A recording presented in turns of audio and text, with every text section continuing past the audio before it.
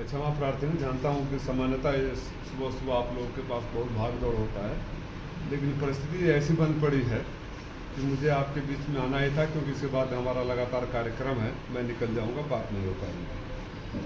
आप लोगों को पता होगा, कल हमारे कोपागंज के प्रत्याशी के ऊपर उनके अनुमति से निकले हुए रोड शो पर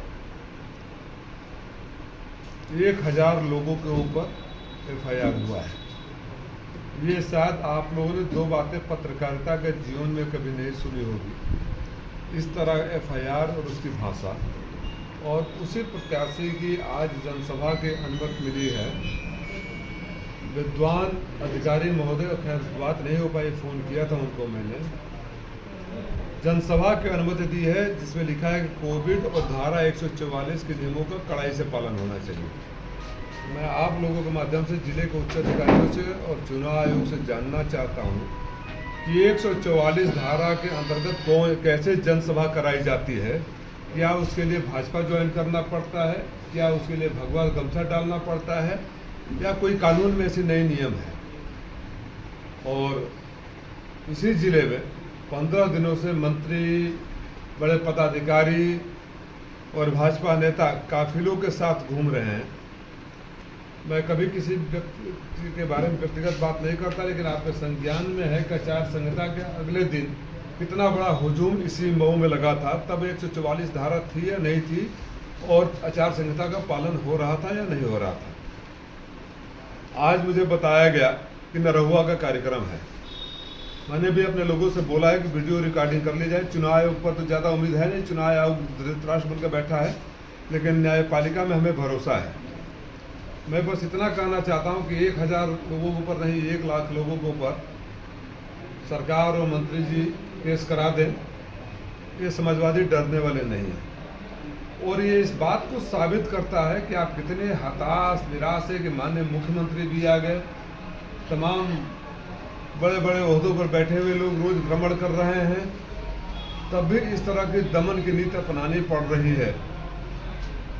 इसकी मैं कड़ी निंदा करता हूँ। जिले का राजनीतिक माहौल हमेशा से साफ सुथरा रहा है, और जो लोग अहंकार में इस तरह की घटना कर रहे हैं या इस तरह की कार्रवाई करवा रहे हैं, उनको अपने साथियों से पूछना चाहिए कि जब सपा सरकार थी तो किस तरह हम लोगों ने उनकी मदद की। अगर उनके ऊपर कोई मुसीबत और विपत आई तो हमने तो नहीं सोचा कि भाजपा के हैं, और वो लोग बड़े बड़े अच्छे पदों पर बड़े नेता हैं आज, और नाम बताने की जरूरत नहीं, आप सबको पता है, आप सबके संज्ञान में है।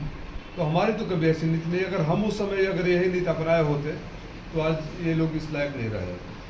मैं ये अपील करूँगा सत्ता में शीर्ष पर बैठे हुए लोगों से, खास तौर से मऊ के जो लोग हैं, जो बड़े पदों पर हैं, वो जिले के हैं, कम से कम अपने स्तर को इतना नीचे मत करिए कि आरोप प्रत्यारोप शुरू हो और अन्य जिलों की तरह राजनीतिक कड़वाहट की आहट इस मऊ जनपद में हो जाए। एक तो खासियत है ना हमारी गंगा जमनी तहजीब की, एक खासियत है हमारे मऊ की कि कम से कम 2 पार्टी या 3 पार्टी के नेताओं में व्यक्तिगत दुश्मनी वाला या व्यक्तिगत सम्मान न करने का भाव नहीं रहता है।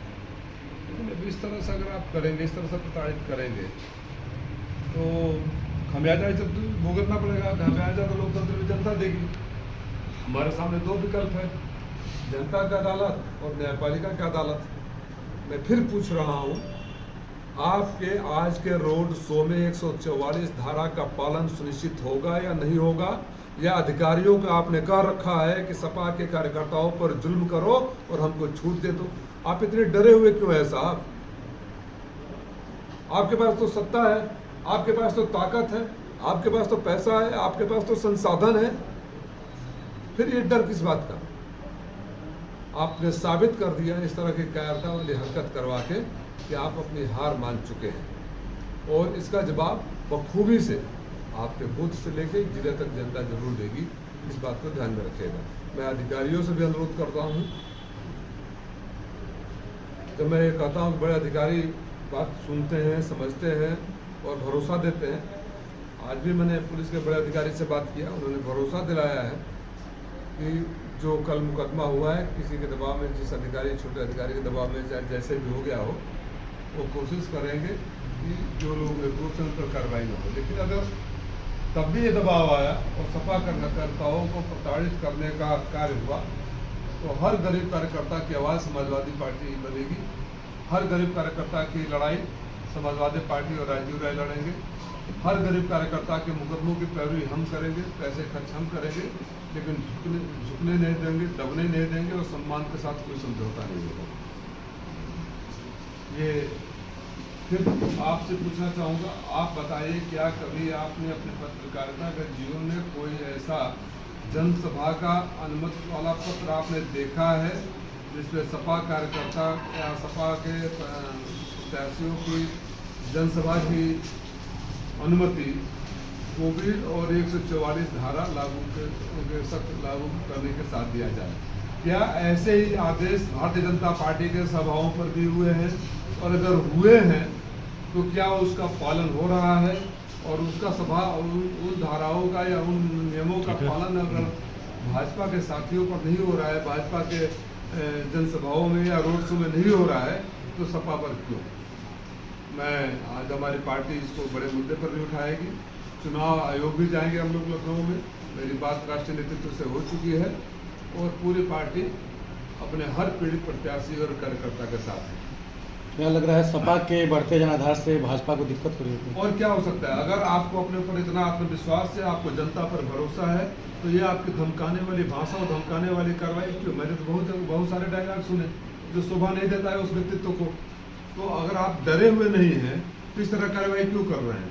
और आप जितना डराने की कोशिश करोगे, चुनाव से पहले मेरे ऊपर इनकम टैक्स का छापा मरवाया गया ना, पूरे प्रदेश को आपने जीत लिया। आजमगढ़, गाजीपुर, बलिया और मऊ में 24 में से 20 पर आप हार गए, जनता ने जवाब दे दिया। तो आप फिर ऐसी कार्रवाई करिए, फिर जनता जवाब दे। कौन मंत्री